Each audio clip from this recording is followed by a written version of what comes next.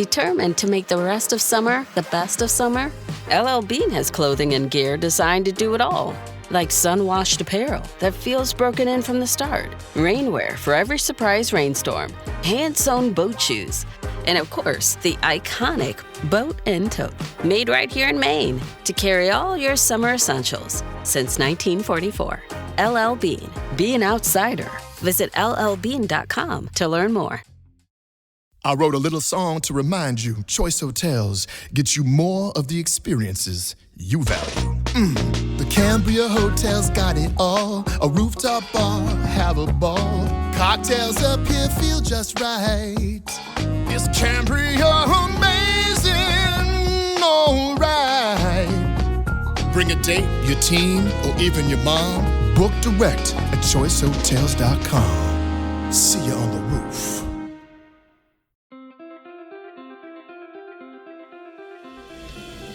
For the News and Observer, I'm Jane Winik Sartwell, higher education reporter and this week's host of Under the Dome. I'm filling in for Don Vaughn, our Capitol Bureau Chief. Today's episode is sponsored by North Carolina's electric cooperatives. Obviously, Don's are some big shoes to fill, but I'll be giving it my best shot today. I'm joined by legislative and lobbying reporter Esther Frances and democracy reporter Kyle Ingram. So let's start off with the biggest news of the last couple weeks, the new state budget. We've been talking about how we don't have a budget for so long, it feels really good to say we do. There are so many people in every corner of the state who've been waiting on the money the budget provides for a long time.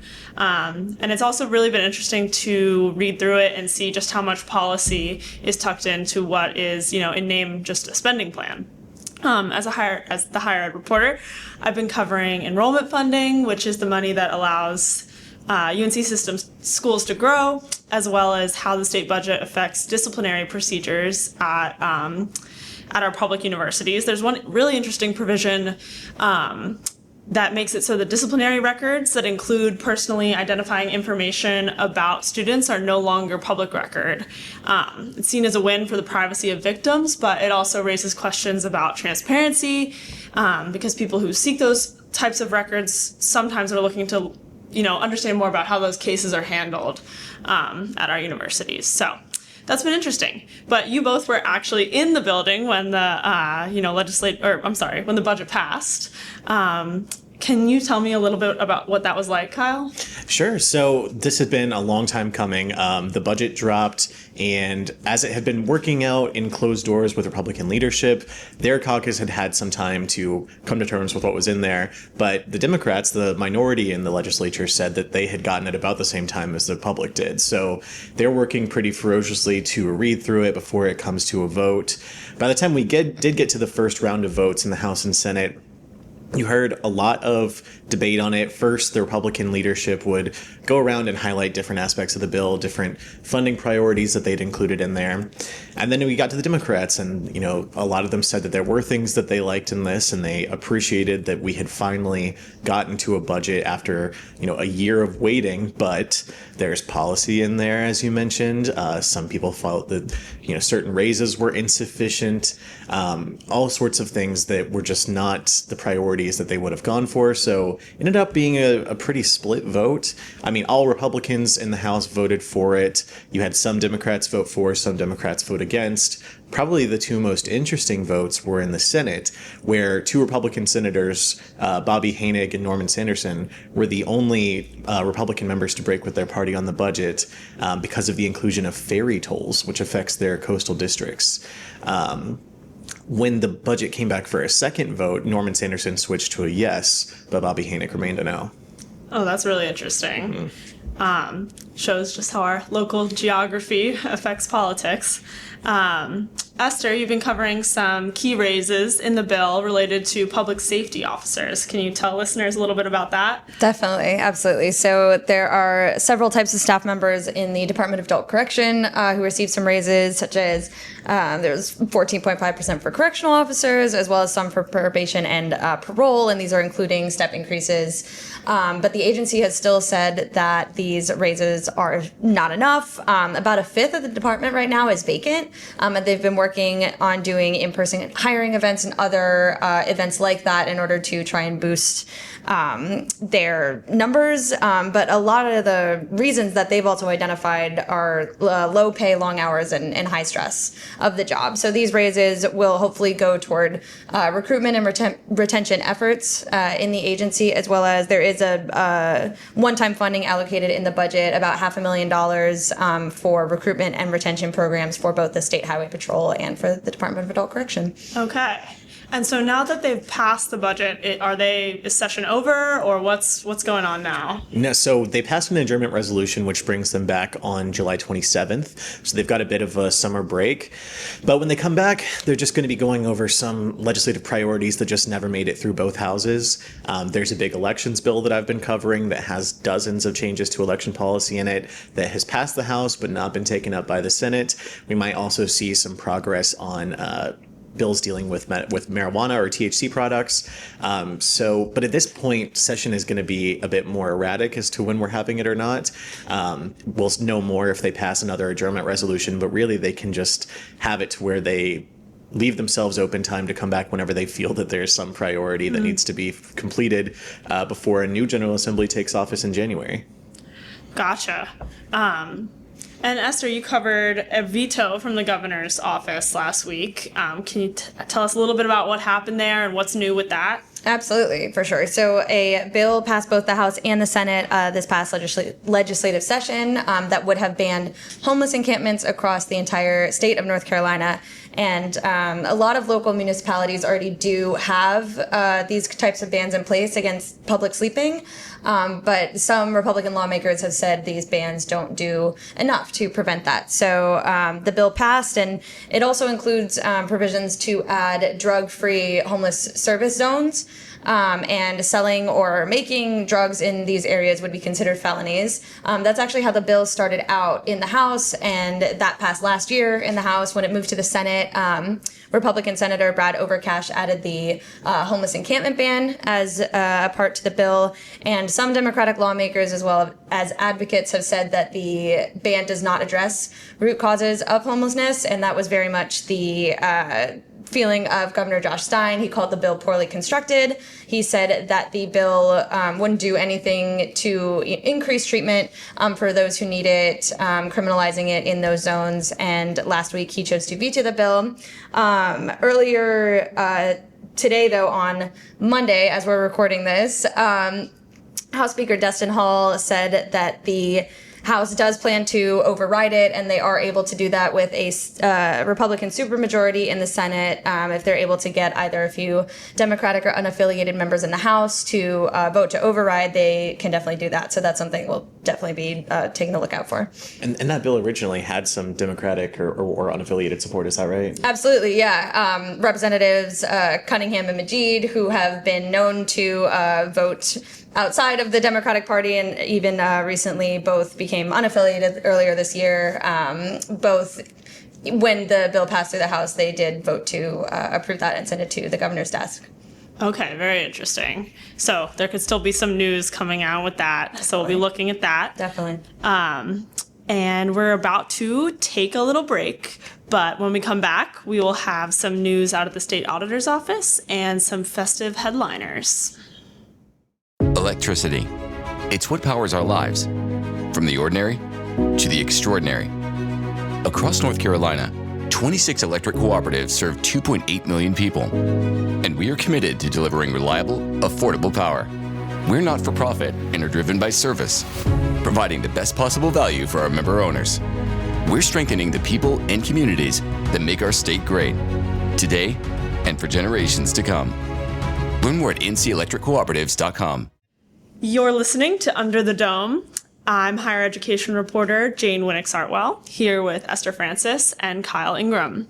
Kyle, you've recently covered a high-profile change in the state auditor's office with Dallas Woodhouse getting reassigned from his role as elections liaison. Mm-hmm. But before we get into that, can you explain who Dallas Woodhouse is to listeners who might not know? Yeah, Dallas Woodhouse has been a fixture in North Carolina politics for some time now as a Republican operative. He also spent 4 years as the leader of the North Carolina GOP. Since then, he's gone on to do some stuff with think tanks and all sorts of involvement in North Carolina Republican politics. Gotcha.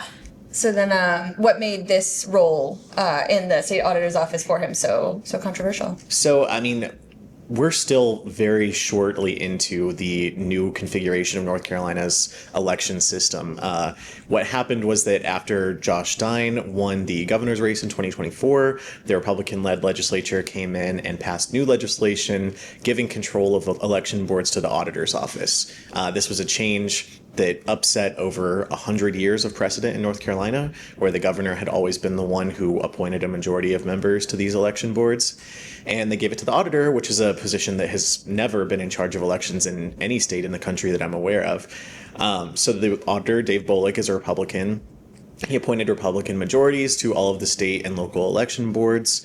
And then he created this new position called the Elections Liaison and gave it to Dallas Woodhouse.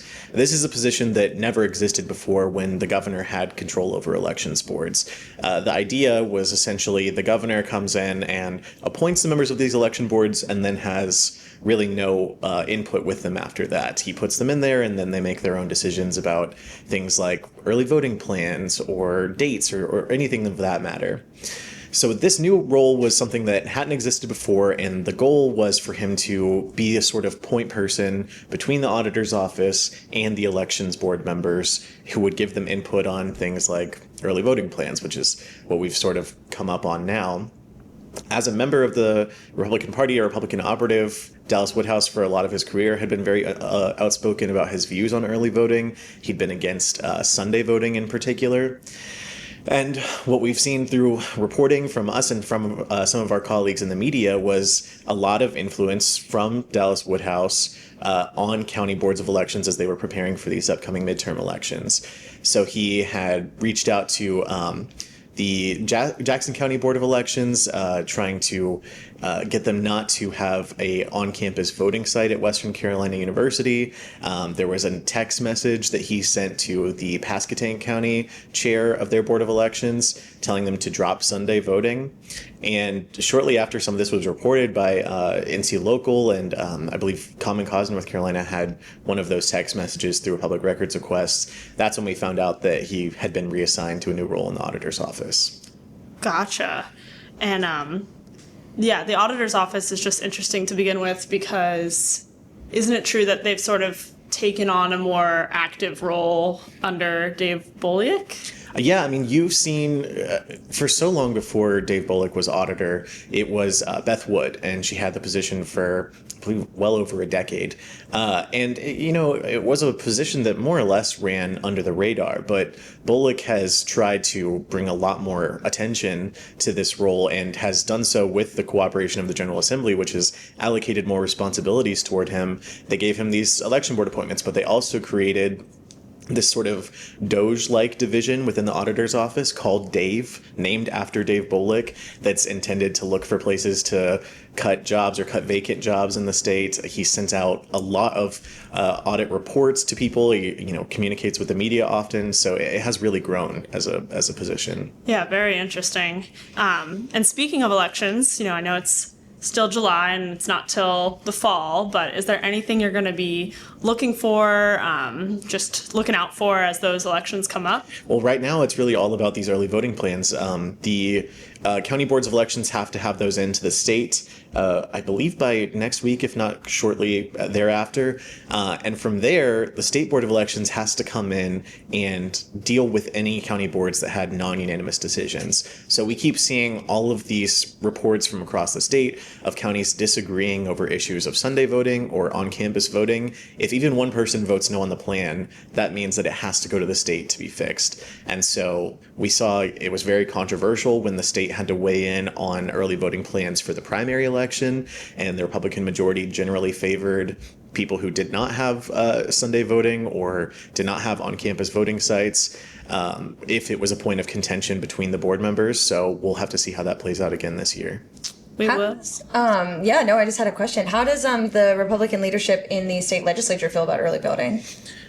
I mean, I think in general in North Carolina, Republicans have come around more on early voting in recent years, just because some of the partisan distinctions in turnout have changed, where now in recent elections we haven't seen that much of a difference between Democrats and Republicans in favor of early voting versus in-person voting on election day. But I think where you see the disconnect is not necessarily about having early voting, it's about having it on Sundays or having it on college campuses. And that is to say there are, unanimous county boards who have already approved early voting sites with both of those things. So it's not necessarily becoming a point of contention in every county, but it does come up a lot. Right, and they moved a site from NC State, away from NC State. Yeah, that's right. Yeah. So that was the Tally Student Union has been a site, an early voting site on UNC's campus, like pretty central to the main part of campus. And then they chose a different early voting site still on, technically still a part of North Carolina State, but not in central campus. I see. Well, with just a little bit of time left, let's get to our headliners of the week. Esther, what's yours? Yeah, so I think we're all going for a little 4th of July theme here. That's a little spoiler ahead of time. So for me personally, on 4th of July, I headed out to right outside of Charlotte to Carowinds with some colleagues. We had a blast. It was definitely hot. We definitely needed to take breaks in the AC. But the good thing about it being so hot was that no one was there. So we walked onto several coasters, rode several multiple times, including their Fury 325, which is categorized as a giga coaster, which apparently includes a drop of more than 300 feet. It's like 300 to 399 feet, somewhere in between there. And as the name suggests, it is 325 feet tall for a drop. So just an absolute blast, and saw fireworks on our way back as we were driving back. That's great. You also saw fireworks while you were driving. I did. Right? I spent my July 4th as my headliner in Wilmington, North Carolina, where one of my best friends lives. And we left the house way too late to go to try and see fireworks at the pier, and ended up being stuck in traffic on the highway. But it was actually a really nice view to watch the fireworks from, and we enjoyed it. Got to listen to our own music in the car and turn the AC on. It was good. That's great. It's like making the best out of a traffic jam. I was also in Wilmington on the 4th of July. I was out on the beach for hours, I think from 10 a.m. to 6 p.m. or something like that. But I love the beach, so it was no big deal for me. But it was packed. Like, there was people from end to end and water to dunes. Just every single square foot of beach was taken up. So that was intense, but also really fun. I think that's all our headliners. And for the News and Observer, I'm Jane Winik Sartwell with Kyle Ingram, Esther Frances. Kyle Ingram, did I already say? And producer Kevin Keister. Thank you for listening to today's episode of Under the Dome, sponsored by North Carolina's Electric Cooperatives, and we will talk to you next time. For more from our politics team, subscribe to the News and Observer at newsobserver.com/subscribe.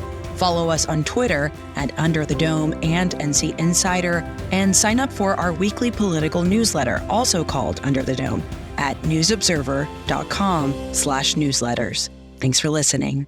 Hey, it's Ryan Reynolds here from Mint Mobile. Now, I was looking for fun ways to tell you that Mint's offer of unlimited premium wireless for $15 a month is back. So I thought it would be fun if we made $15 bills. But it turns out that's very illegal. So there goes my big idea for the commercial. Give it a try at mintmobile.com/switch. Upfront payment of $45 for 3 months, $90 for 6 months, or $180 for 12-month plan required. $15 per month equivalent. Taxes and fees extra. Initial plan term only. Greater than 50 gigabytes may slow when network is busy. See terms.